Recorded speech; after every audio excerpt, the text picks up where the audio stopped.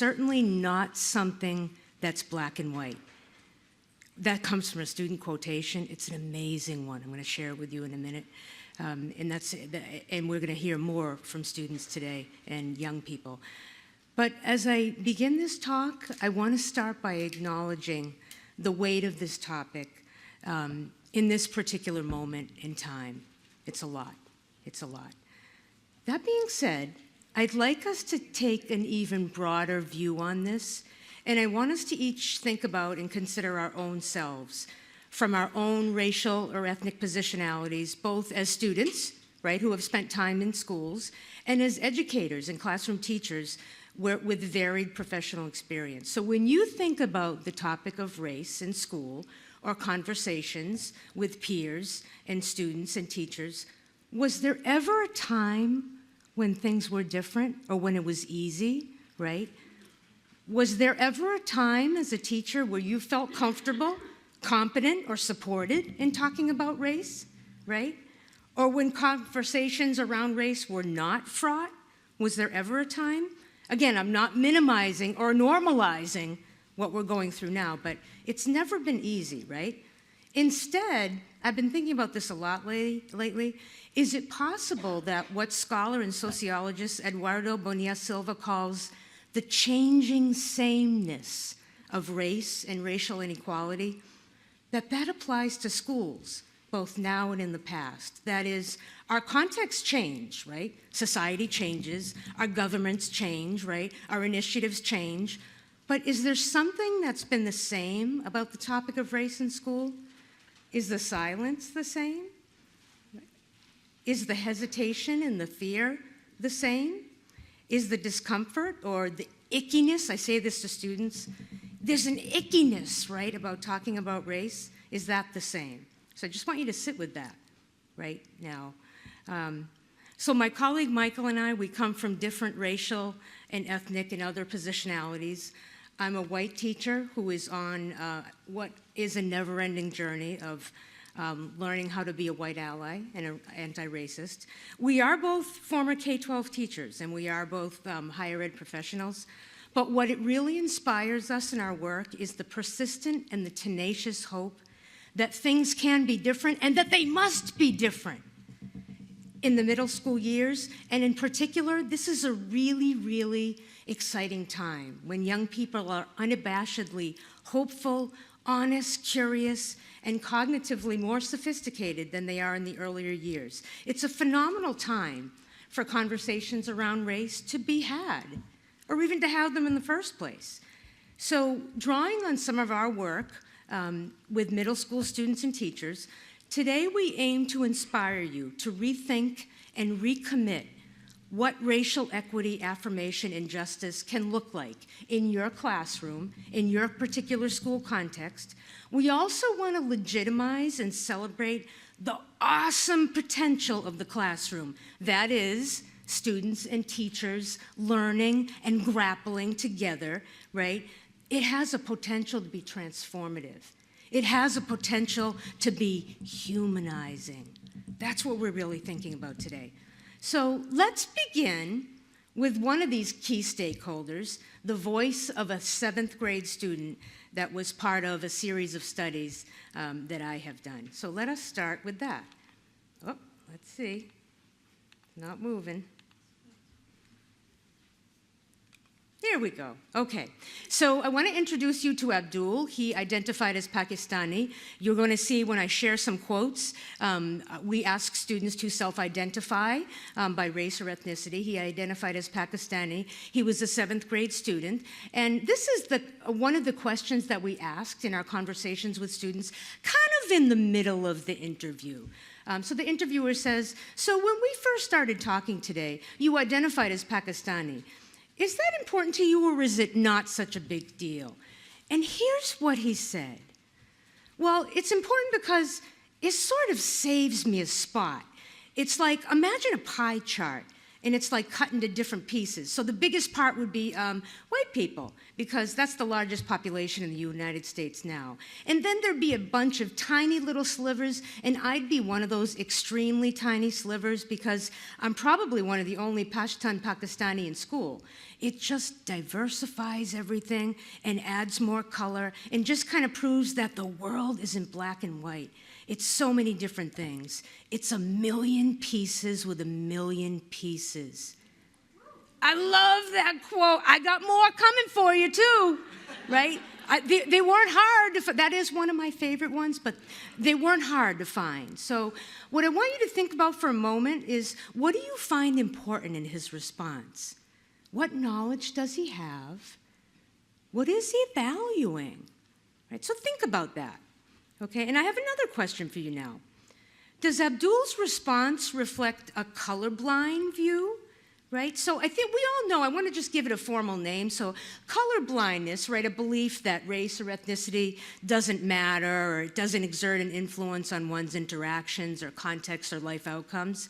That would be colorblindness, right? So reflected, right, in comments like, I don't notice people's race, I just see people, or we're all just human, right? So once again, I lift up the voice of scholar Bonilla Silva, and he argues that colorblindness functions as ideology or dominant shared ideas of a society. Those ideas are enforced and circulated by those in power to do so, right? So when we think about colorblindness as ideology, it often intersects with other dominant ideologies in the US, like individualism, right? Like meritocracy. All I've got to do is work hard and I'm going to get all of the things that I want, right?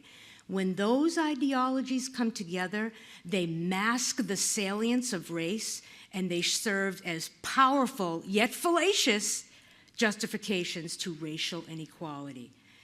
And in fact, the evidence is clear, right, and well documented that our institutions, right, so our media, our political system, our economic system, our healthcare system, criminal justice system, and our schools are not colorblind, right? When we're talking about or defining that in terms of representations, in terms of access, in terms of experiences and outcomes, right? Moreover, individuals, including adolescents and young children, are also not colorblind. They notice phenotypic differences, they have questions, and moreover, in a socialization in a society, due to their socialization in a society where whiteness is normalized and privileges, they begin to internalize racialized beliefs about superiority and inferiority very young, and those are racialized biases. I've been thinking often lately of the very succinct and eloquent quote from Justice Ketanji Brown Jackson in 2023 in her dissenting opinion of the Supreme Court ruling that effectively ended race as a factor in college admissions, but deeming race irrelevant in law does not make it so in life. So we can have laws, we can have executive orders, right? But they do not change the current racial inequity. The question, and I'm going to ask you this question a couple times, when we think about something like colorblind, who's vested in that narrative, right? Who benefits from that? What's being protected? We'll come back to that question. So when we think about critical racial consciousness in young people like Abdul, what is that? So Michael and I are going to argue today for, as opposed to colorblindness, we're arguing for a more color-conscious approach. So this is actually one of, I lift up the voice of one of Michael's postdoc collaborators, Josefina Banales, defines it simply as an awareness in beliefs and understanding of the salience of race in global society. And that has several components of it. So critical racial consciousness would include identity-based aspects, right, like ethnic racial identity. For those of us in our field, we call that ERI, right? So a sense of who am I, how do I feel about my ethnic racial identity, and how do others perceive that as well. But beyond the individual, a critical racial consciousness is, yes, I'm an individual, but I'm also part of a socially defined ethnic racial group that is hierarchically organized. Young people, and we're going to see one pretty perceptive comment, can start to appreciate that. It means an awareness of current historical, structural racial inequality, helping young people to come to understand that in a developmentally appropriate way, and they do, right, understand that. And again, based on their race, their level of understanding is going to be different, and we'll talk about that. And then the development of agency and self-efficacy to take action. Something like critical racial consciousness is, of course, grounded in the larger construct of critical consciousness. Many of you educators, right, are familiar with the phenomenal work and theorizing of Brazilian educator Paulo Freire. Really, again, the central tenet of critical consciousness, that individuals who have experienced oppression become liberated through a critical analysis of systemic inequity, which adds to, or which fuels critical action aimed at social change. So that's what we're arguing for today. That's what I'm arguing here for. So why does it matter in the context of schools? So I was thinking carefully about some reasons why it matters. It matters if we see schools as places that acknowledge and affirm the racial, ethnic, and cultural identities of students, rather than places where such differences are homogenized, maligned, or erased. If you were with us last night, my colleague, Dr. Laura Jimenez, asked me, Tina, what happens, right, when young people or groups are effectively erased from the literature? What does it feel like to be erased? She asked me that last night. It matters if we seek to prepare students to be empathic, to be civic-minded, and to examine the world with curiosity, with critical thinking, and a sense of possibility. It matters if we see schools as places where hateful speech, where harassment or violence are challenged and not avoided, especially in the context of existing civil rights laws. Remember, we do have civil rights laws, right? We do have those. If we seek to help students to understand their own and others' racial realities or their lived realities, which are often racialized, it really matters. And then finally, and this is really the impetus for me writing my book, it's really about love and humanizing. Engaging youth in understanding themselves and others in these ways in a globalized world is fundamentally relational, it's loving, and it's humanizing. It's not about separatism. And in fact, not acknowledging the differences and the inequities, that's what's keeping us apart, right? So that's my answer to, is this divisive, right? So it matters. So before I share with you some of the voices of our adolescent participants and the ways that race and ethnicity was salient, I want us to consider what I call two discursive strategies that have real potency for all of us as teachers and educators, and that can really undermine our agency. I just want us to think through these. They're going to be really familiar to you, and here they are. Isn't this political? Isn't teaching about race, isn't this too political, right? And isn't teaching about race and racism, isn't that indoctrination? I'd like us as teachers and educators to think about that, because if we're going to stand firm in this work, we have to be on offense. We can't be on defense in response to these questions. That is, we must be able to articulate the ways that schools have always been sites of political struggle. The politics are already there, right? And this doesn't mean we're telling kids who their families should vote for. That's not what we mean, right? We're talking about things like legal cases like the Brown versus Board of Education decision that ended legal school segregation, reservation schools, whether the Pledge of Allegiance is recited at the state or mandated at the state level, curricular, testing, right? Evaluation decisions, language policies, discipline policies, special education referrals, COVID mask mandates, and certainly our recent executive orders, dear colleague letter, those are political acts, right, that are relevant to the body politic. And here, again, we're talking about young people, right? Moreover, and I have some colleagues here that are more expert than me, Kayleen Stevens, right?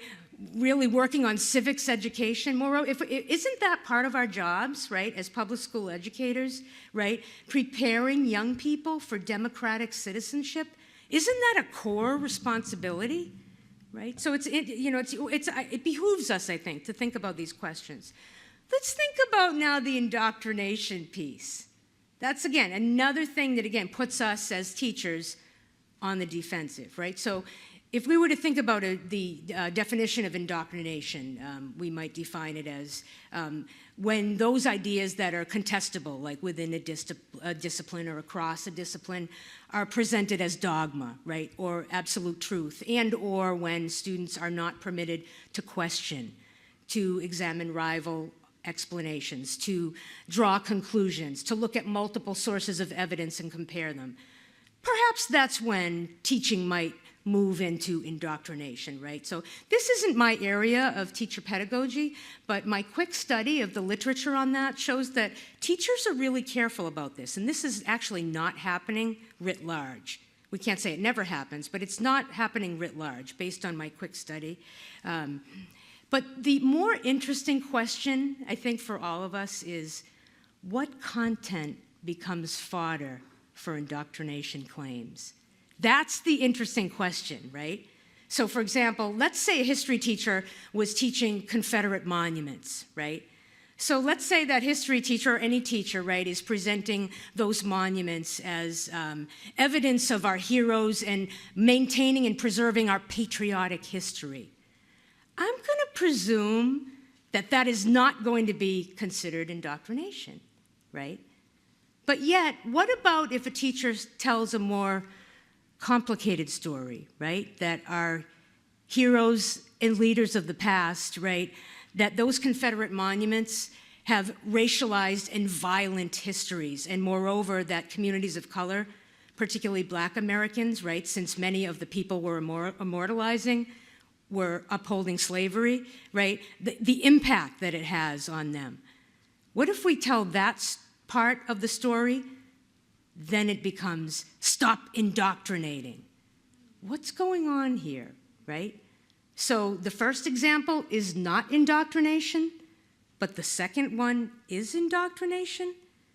Once again, we come back to the question, who is vested, right, in the second question being called indoctrination, right? What's being challenged, what's being threatened, right? And what's the attempt to, what is being maintained, right? So those are important questions to continue to ask as we think about and grapple with and be prepared, right, to talk about the resistance or to respond to the resistance. I talk about that in the last chapter of my book, but I do think it's important for us to be anticipating the different sources of resistance and the way that's going to be presented to us.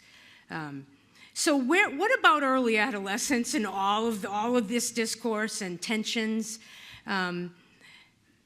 This whole forum is about strengths, and it is for sure.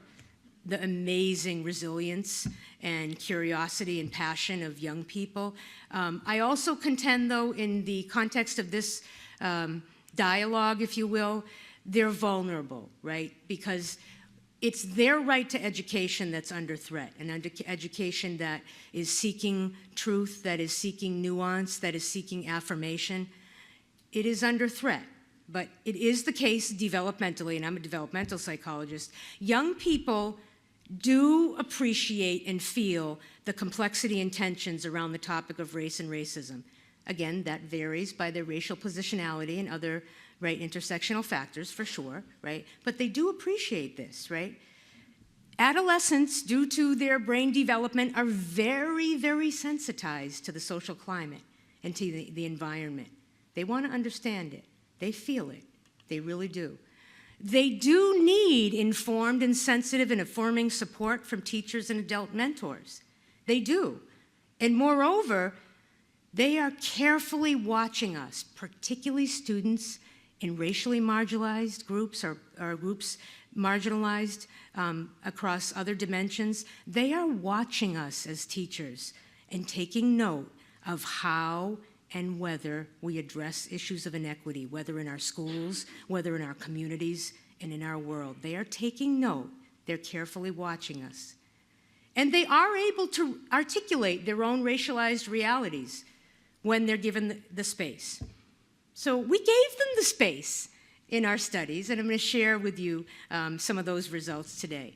That's the kind of formal title of my work in general. So for several years, I've been working in some middle schools, looking at what we call in the developmental literature school context, so dimensions of that.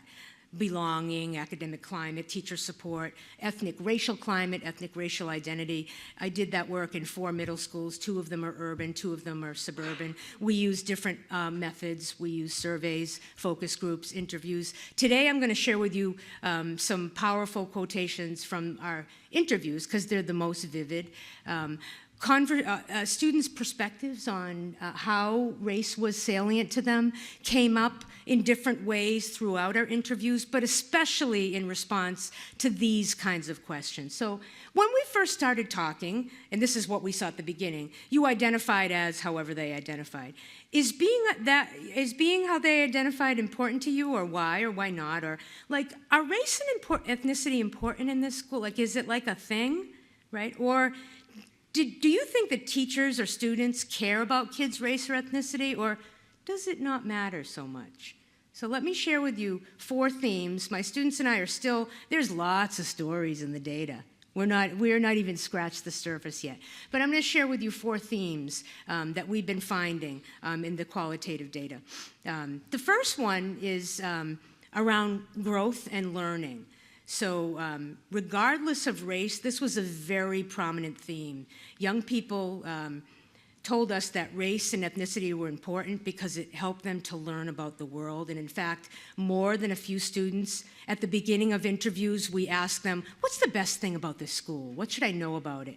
And they said, it's inclusive, right? So that was pretty special. These are 2 quotations here. I'm not going to read all of them. I have boldfaced some of the more prominent, very vivid phrasing that the young people use. And yes, remember, these are middle school students. So all they are asked is a question, and they're coming to this on their own. Ria, again, they're self-identifying in the way that they did, noting that race and ethnicity and being knowledgeable, it makes you less ignorant about the world, right? It's like, let's get her in charge. Yes. Very good, right? So wonderful, vivid quote. We have April here, a white student. It's important because, like, when I see diversity, I can broaden my circle of understanding. Like, I love the vividness of these. Again, young people, right? Ethnic racial identity as a dimension of self.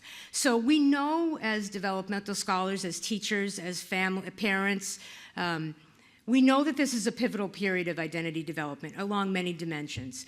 Ethnic racial identity is one of many dimensions that young people talked about, mostly students of color, right? And that will come up again, right? So white students less able, right, to articulate, right, race, ethnicity, right, as a salient dimension of self.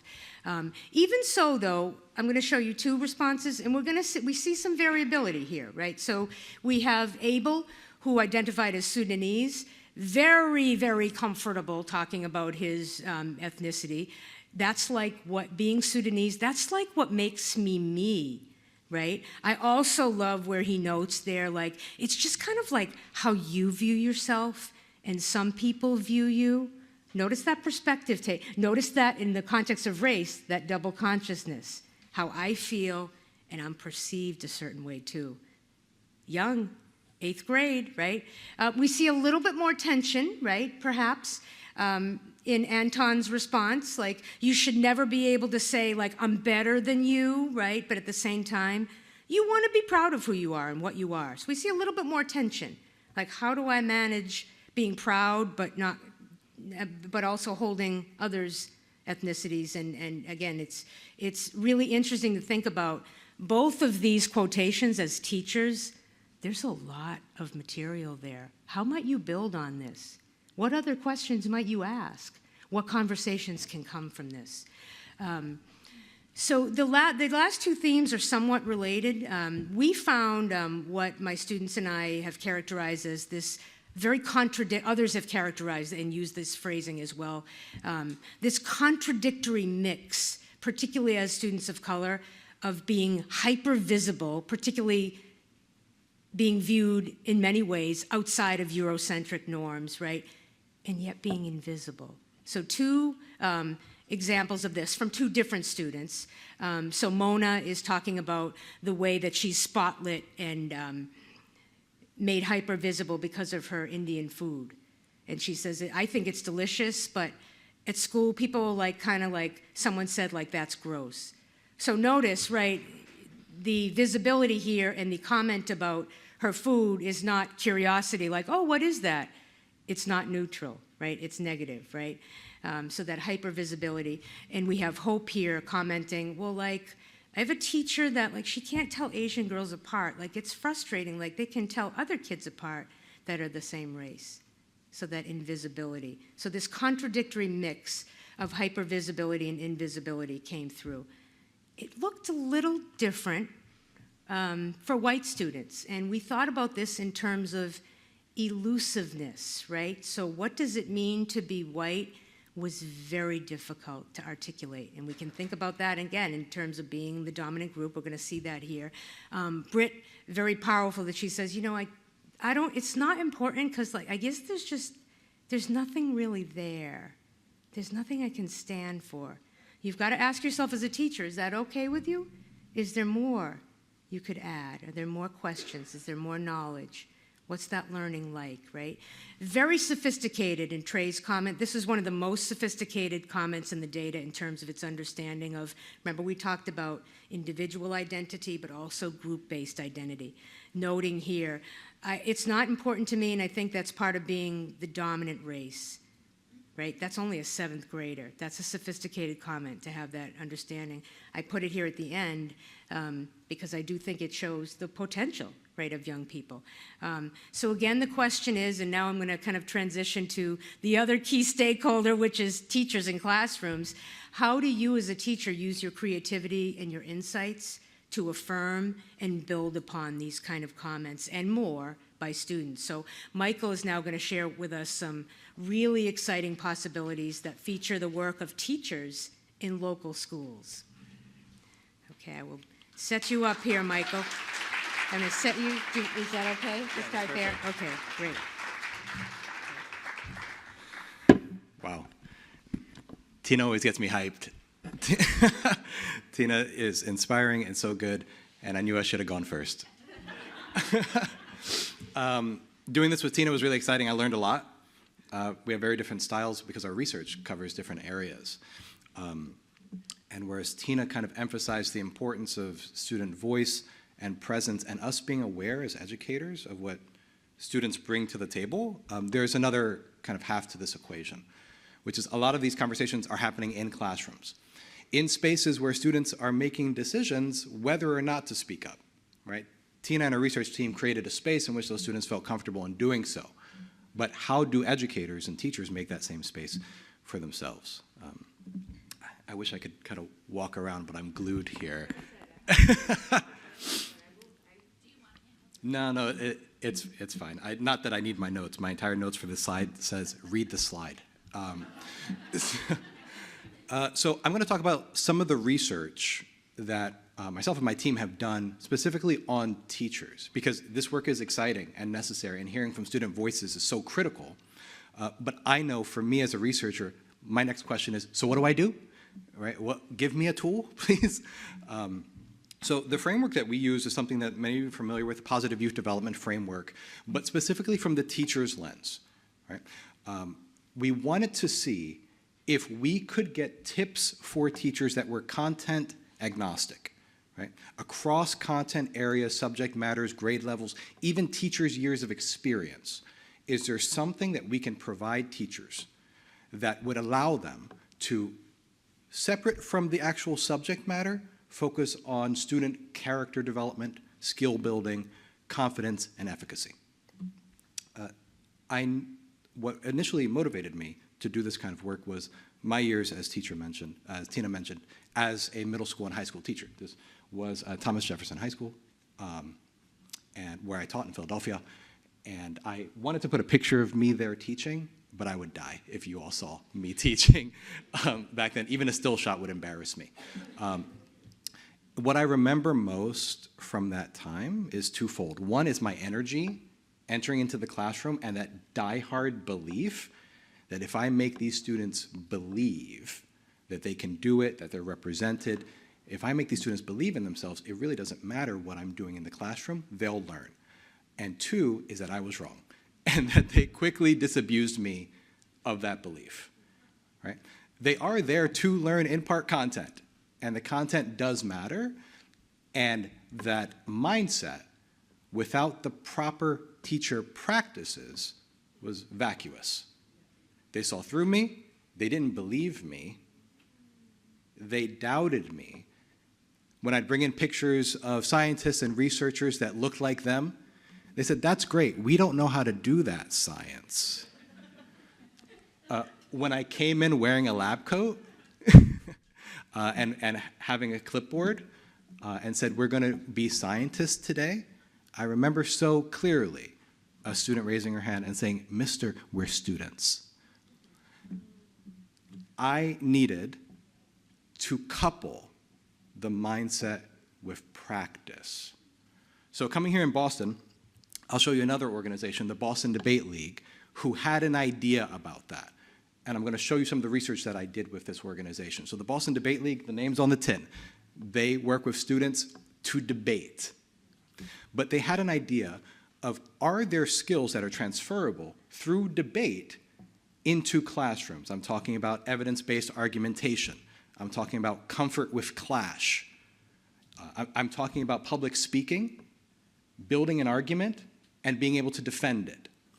Can we translate those skills across content areas such that students feel comfortable speaking up about, like Tina said, complicated questions, right? Not the simplistic kind of watered down questions that we often use as educators to make sure that our students reach a certain level.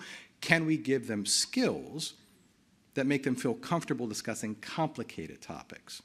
Now, the Boston Debate League didn't initially want to work with critical consciousness, not because they were against it, that just wasn't their focus. But what we found is whether or not you're interested in topics of race and critical consciousness and identity, they'll find you. If you give students a space to speak up, they will bring it up, and it'll be relevant for them. So, just to prove that we do actual research, I made this complicated table full of things that we were going to do with the Boston Debate League over the course of a year. Essentially, we made this impact chain model that broke down to 3 separate components. First, we were going to refine the curricula across classrooms and subject areas to improve these kind of skill-building activities. Right? Regardless of what they were learning, they were going to do so through debate.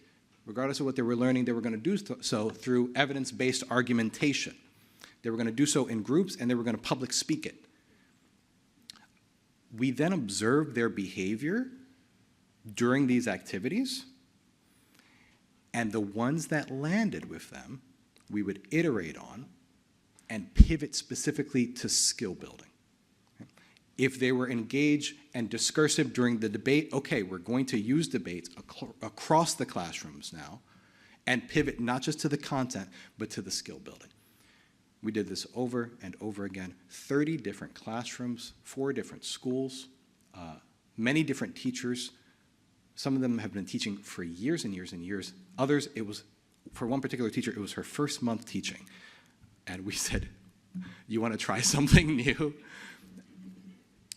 Our goal was to observe. We had a team of observers in these classrooms to see what worked and what didn't, what stuck, essentially.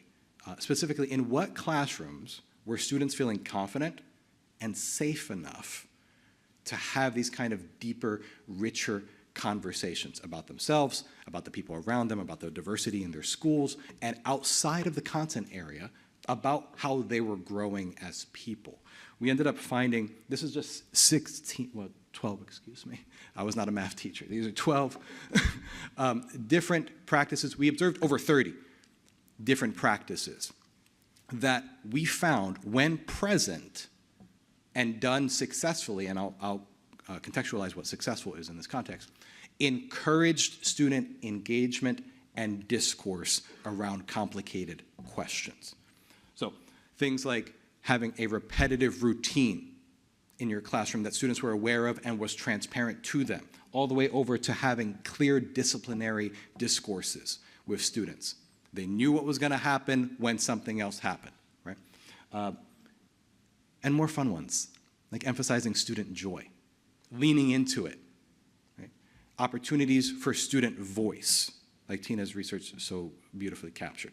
Leaning into relationships and not distancing yourself as kind of like the arbitrary arbiter of truth. Right? So we found these 30 different categories, and essentially we boiled them down to 4 different themes that successful classrooms exhibited. In this context, successful classrooms are ones in which the students were more likely to collaborate with one another, speak up. Don't we love when they speak up? I'm still working on how to get them to speak up. Speak up during class. And also ask questions, not just about the content, but about what we were calling grounded issues. So issues in their real life that related in some way to the content or the conversation. Right? So essentially those 4 themes boil down to the practices that teachers were doing, the climate that they were building, the specific exercises that they were repeating, and that's important, that they were repeating, so the students built competency in those exercises, and also the disciplinary discourses that they were having. Now, the difference between, these things happened kind of scatteredly across these 30 different classrooms, right? The difference between the classrooms where they worked and the ones that they didn't came down to a single variable. Now, my assumption was it was going to be years of teacher practice, which was incorrect. It wasn't the diversity of the school. It wasn't the size of the classroom, which was another hypothesis we had. These things worked when the teacher was consistent. Parents in the room already know this, right? It's not revolutionary research. We just wrote it down and got funded for it. Right? Whether you're in your first year teaching, one of the most successful teachers we had, first year teaching, mother of 2, right? Or your 20th year teaching. We found those spaces where students were speaking up, when they were willing and risking being wrong, having real conversations with students of different backgrounds, were the spaces in which they knew exactly what to expect when they got into the classroom. They knew the routine. They were familiar with the exercises that they were going to do because they had done them before. They had a real relationship with the teacher and an enforced relationship with their peers, and they knew if they acted up, and they acted up, right? If and when they acted up, they knew what was going to happen. It was transparent. They didn't fight back because they knew. Okay. Now, there's a long report about this. I encourage you to read it. It's free on this website, as is a podcast that the Boston Debate League did talking about this. I'm on one of the episodes of the podcast, but so are the students that were part of our team. It's fantastic to hear. The teachers are also on this podcast. Please check it out. Pages and pages of actual real-life practices, depending on your year of experience. But some cool takeaways that I love to talk about. So first of all, consistency and transparency, right, across classrooms is what cultivated that space that we long for, that space where students want to talk about these things. We don't have to force them, right?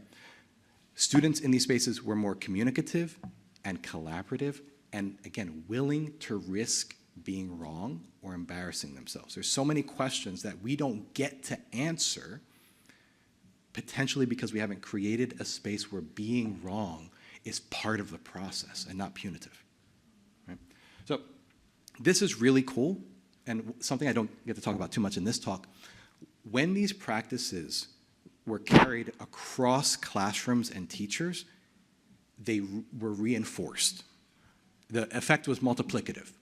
So if I had a certain set of rules in my classroom, students followed them. If I did a certain set of activities in my classroom, students learned them. But if my colleagues had that same set of rules, at least foundationally, and did those same kinds of practices, the positive benefits were multiplicative. Students like knowing what to expect in the classroom. Now, caveat, I'm not saying be boring. Right? In fact, the most consistent classrooms were the most exciting ones because the students knew to expect to be surprised at what they were going to do in that classroom. Right? Being creative can be predictable. You know in this space you're going to have to think outside the box. But because you know that, there are guardrails in place to make sure that you feel safe. So I'm not saying be unimaginative. Put that imagination in spaces where students come to expect it. Students were explicitly aware when these practices were absent.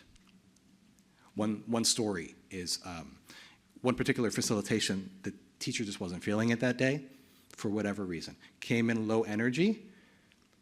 It was amazing to watch as the teacher started going through the routine and the students stopped him and said, "What's this vibe?" They had a 10-minute conversation about how the energy you bring to the room is reciprocated back to you. They didn't start the lesson until they actually got up and did what we call a power clap. We could do it. They did that together, student-led, because the teacher had created an expectation of reciprocal energy in that room. It was as much the student's responsibility to bring it as it was the teacher's. Right? That's an investment that you can't pay for, but it takes work. And I'd watched that teacher building it consistently for months. And that's the payoff. Last but not least, these findings, content agnostic. Across subject areas, across grade levels, and across teacher experience, when they were consistent with those practices, we got that kind of feedback from students. It was amazing to see. I'm aware of the irony of me asking for consistency now. I'm glad most of you finished your lunch. I'm going to put you off your lunch for just a second. When I was writing this a few days ago, I had the good sense to go on the New York Times website, the education forum. Back to back, I promise you these are the stories I saw. Trump to sign order aimed at dismantling education department. This is the past already. Right under that, University of California will stop requiring diversity statements in hiring. DHS detains Georgetown University academic. There's more stories like that happening right now in Boston. Trump's battle with colleges could change American culture for a generation. If you haven't read this one in particular, I would suggest you read this one.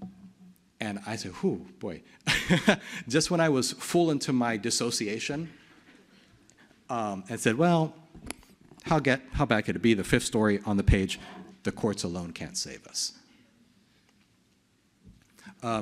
So consistency, it might be the hardest ask I can give you right now. Deep breath, right? The consistency might be a hard request. What I want to articulate, once again, that I said in passing before, but I want to reiterate now, the Boston Debate League project wasn't looking for critical consciousness development. They weren't trying to find spaces where identity development happened. It just happened. Right? And while Tina said the laws are happening around us, students are aware, and they're part of this dialogue, whether we facilitate it safely or not. The Boston Debate League's mission is kind of, at first glance, agnostic to those things. They just want to improve discourse and vibrancy and engagement. But just calling on students to voice their ideas and beliefs will necessarily, within safe spaces, allow them the opportunity to explore complicated questions. So while our systems are often and persistently antagonistic towards the work that we're doing, it doesn't dampen students' interest in these topics. If anything, it accelerates it. And we're either there to meet them or not. Now, to be fair, right under this, the Boston Debate League talks about their anti-racist approach. They wear it on their sleeve proudly, as I believe we should do. But my point here is that if you look hard enough, you're going to find opportunities to develop critical consciousness development across content areas and school levels. You just need to provide a consistent and transparent space where students know you are there to support them having those kind of dialogues, whether they necessarily know what they're saying in the moment or not. You're there to be able to bounce those ideas back at them in safe and supportive ways. So I talked about this kind of framework of character building and skill building that's independent of content. Those of you familiar with PYD knows I left out a 6C that's often used here, which is that of contribution. Now, contribution traditionally in PYD research talks about giving back to the community. I would like to frame it in this context as an opportunity to critically engage with the community such that you can give back in ways that are needed in the moment. Now, what's needed in the moment to students will be reinforced by what we tell them is happening. And if we shy away from conversations about race and critical consciousness, we're not giving them that opportunity to contribute in a critical way, at least not in our classrooms. So 3 quick takeaways, and then we'll open it up to conversation, is that as Tina explained, students are aware, they're cognizant of what's going on, the tensions around critical consciousness and race, and also our efforts thereof. Whether our classrooms are a space where we're not talking about that, or where we're building the skills where we can talk about that in a safe way. It's up to us. Regardless of what's happening at larger systems, what comes out of our mouths are the last thing we can control. Critical consciousness development, as our research showed, is largely independent of context. So we hear all the time, well, I teach a math class, right? So long as you're developing skills through consistency and through repetition, through routine and disciplinary discourse, you're still encouraging students to feel as though they can come to you with these complicated questions. And last but not least, creating spaces is reciprocal and discursive, right? And we've done our job well when students feel confident enough to come to us with their ideas about how to make these spaces safer. And as Tina put it so well, all we have to do is listen. Thank you so much for your time.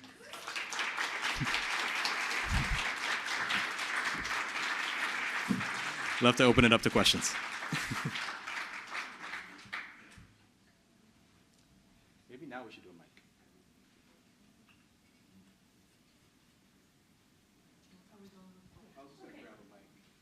Hi.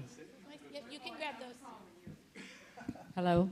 Oh, okay. I just wanted to ask both of you, to address the idea of multilingual and multicultural discussions and people within our schools. How you address that? I think it's a great question. Remember, you know your school context the best, right? So I do think you have to know your students, right? You have to know your students. You have to build on where they're from. You have to listen, right, to their values. You have to want to know their families, right? And you have to be thoughtful about the ways that you're reaching out. We have to be thoughtful as teachers about our assumptions about our pedagogy and about our pedagogical strategies, right? And the styles we're using and our training. I'm speaking now as a white teacher, right, who was trained in very Eurocentric practices. So I would say listening and being thoughtful and using multiple modalities. And again, I'm speaking as a white teacher, reflection is deeply, deeply critical for me in terms of just being aware, being reflective, being humble. I think that's, it's a complicated process. Do you want to add to it, Mike?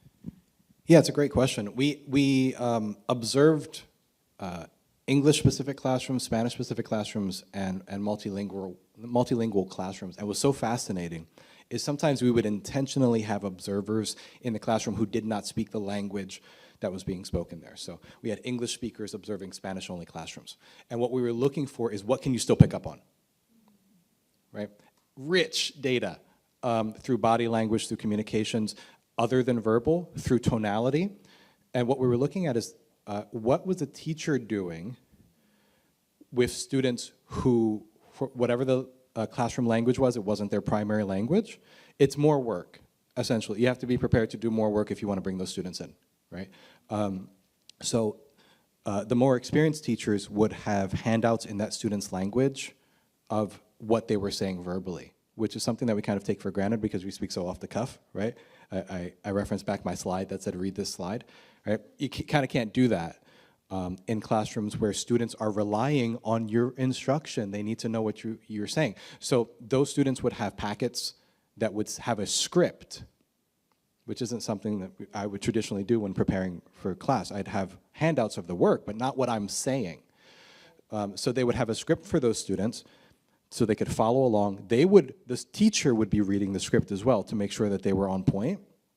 And then when the students went into their routine activities, the teacher first went to that student. They also had an ally in the classroom who spoke that language, not a teaching assistant, which would be ideal, but another peer who was kind of assigned unofficially to be there to work with that teacher. It's more work.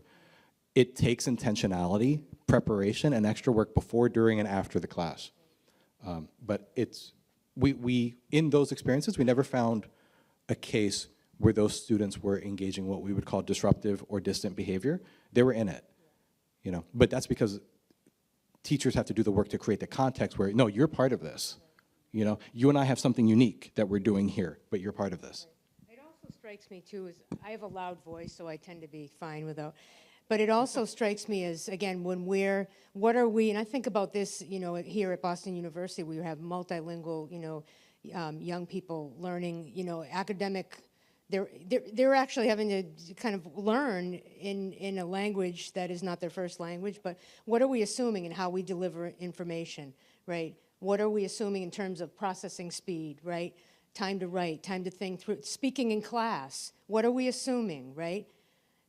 So just, again, being really thoughtful, and as you said, thinking strategically. And the more clear we are, it helps all students, right? The more clear we are, it helps all students. So it's a great question.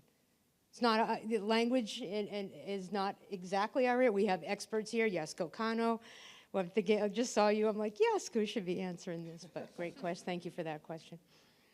Yeah, yes. Oh, Yasko, do you? Oh, okay. Hello. Hi, I'm Yasko. Yes. I'm Yasko Kano, one of the multilingual learner education program. Yes. I think consistency is actually really important. You know, when English learners, multilingual learners, often have difficulties when the class varies from one session to the next, and you don't know what is going to happen. Right. If there is a schema that's consistent every time, that really goes a long way. And also, I'll just say I used to be an English learner myself, and that got me into this field. And I still remember, like, more than 40 years, hence, I felt that my English language proficiency at that time was equated my intelligence. Yes. Because I did not speak English, people thought very little of me.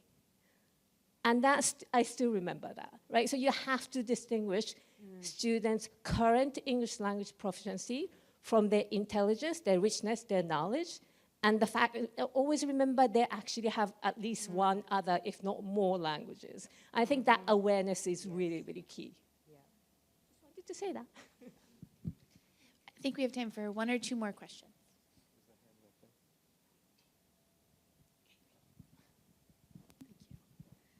Thank you for that presentation.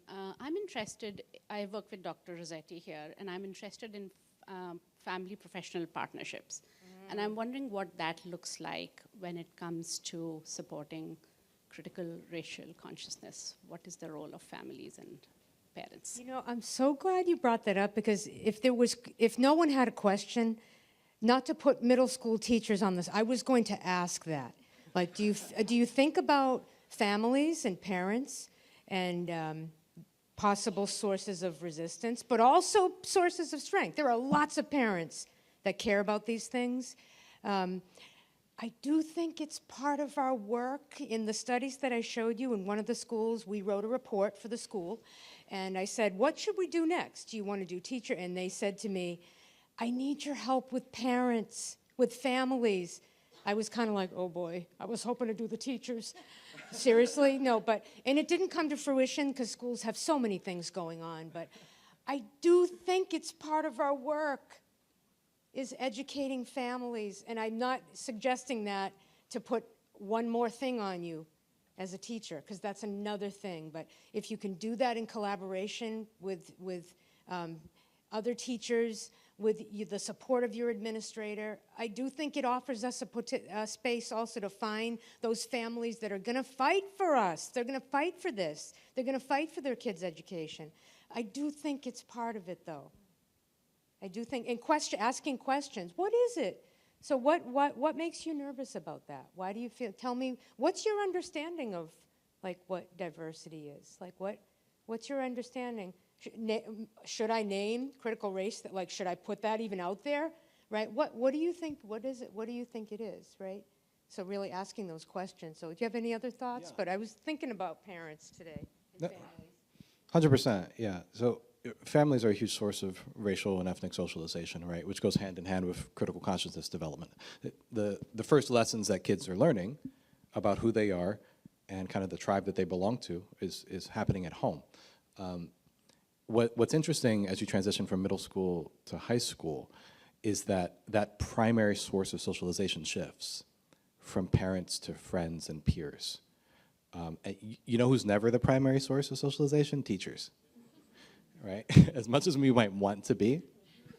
So I think an effective form of teaching then isn't to try to be the primary source of socialization for these kids. It's rather to leverage what their primary source already is through additional information and support, right? So in middle school, I know I spoke a lot with parents and was working very closely with parents about to not be disrespectful of the information and the socialization that their student was bringing into the classroom, but rather to respect it, support it, and represent it, right? And then when I taught high school, I was still talking with parents. You always have to talk to parents, but I was leveraging more so their friends and the networks and communities that are happening in the classroom, because when I say something as a teacher, they'll look to their friends to see if they're nodding, right? And if their friends are nodding, then they'll nod along. The socialization is never stopping, right? But the role of the family transitions, and it's good work for teachers to understand that transition and to ride that wave so that the teacher can at least always serve as a, again, consistent source of support, knowledge, and a sounding board for the information that they're getting elsewhere. Last question.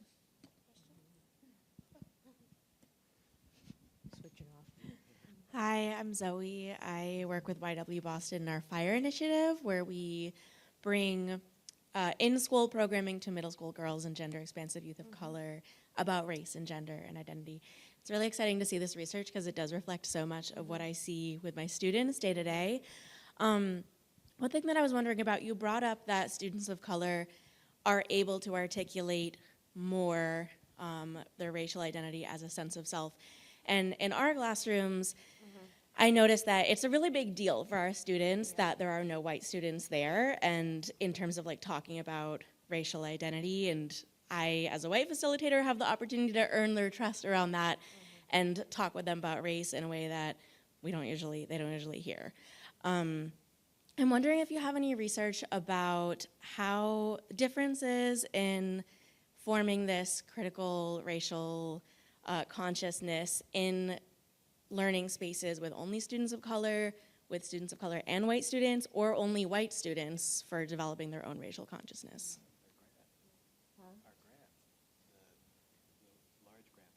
Say it out loud. No, I was encouraging Tina to say it. We just got a grant to discuss that very topic, the Wheelock Large Grant. We're going to be talking about this idea of classroom diversity and representation, and whether or not a concordance or matching or discordance or mismatching between the teacher and the students, how that impacts student climate and how the teacher feels, how successful they are in the room, but also about the diversity of the classroom right? And I've done research on ethnic racial identity in all of those classrooms, where white students are the majority, white students are the minority, white students are nowhere to be found, right? And conversations about race happen across the board.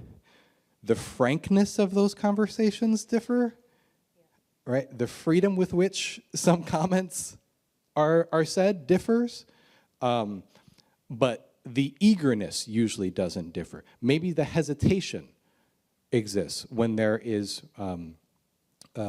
we call it interethnic climate, when the interethnic climate in the space is negative or tense, where there isn't a lot of connection or friendship across racial lines outside of the classroom, that carries into what we have found to be more hesitant, more terse, more surface level conversations, rather than when the interethnic climate is quite positive.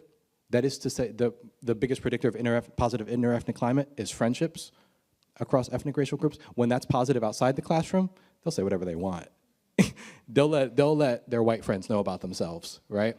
In the classroom, and the white students tend to engage more openly. So in those spaces, when we didn't have great interethnic climate in the school, our first recommendation to those administrators and teachers are, you gotta get those students interacting outside of this classroom. Because in the classroom, it's a structured space where they're gonna say what feels comfortable and safe for them to say there. What feels comfortable and safe is dependent, however, on what's happening outside the classroom. Are we having conversations? Are we friends? Are we sitting at the same lunch table, to kind of parrot Beverly Tatum's book? So we would encourage things like after-school activities, more clubs, more opportunities for students to interact across ethnic racial lines outside of the class. They bring that energy in the class, and it tends to lead to more free conversations. But the grant we're working on is going to be studying just that. No, I love that. I'm just thinking about, too, like this, you were saying, Michael, that I do think the conversations will be different. You know, there are some scholars of race that presume or assert that conversations around race for people of color are never safe when white people are close. But again, so I do think those conversations are going to be different. I teach a lot about this here at BU, and I actually ask my students, a multiracial class, about having the conversation, and some students of color said, you know, at the beginning of the semester, I'm listening. Like I have experience for how this can go, so I'm waiting and listening, and again, that's part of the cost of racism for all of us, right? Trust, right? That's the cost for all of us. I also want to address, I went to predominantly white schools, so those conversations have to be more intentional. They may not come out. They may not, so they have to be more intentional, and they have to be actively led by a teacher who's ready to facilitate those conversations. We're all learning, we're all making mistakes, but I will say again, that has done enough reflection, has enough of their own critical consciousness, understanding of, right, the systemic nature of race, et cetera, and what it means. I'll again speak as a white person. What does it mean to be a white person, right, participating in this system, so that we do it well and that we're not causing more harm. But I do think, I struggle with that. Like again, the conversations are going to be different, and in some ways maybe there's something good, right? We want to be with people that are, we're going to have a different conversation, right? And maybe some of that is okay, but I think you ask a really good question about the kind of, you know, well, how do the conversations differ? How do we facilitate them? But we have to be, as teachers, we do have to be intentional, right? And listening, right, for what's coming. Hey, please join me in thanking our speakers. Great. These are heavy ones. Thank you. Thank you.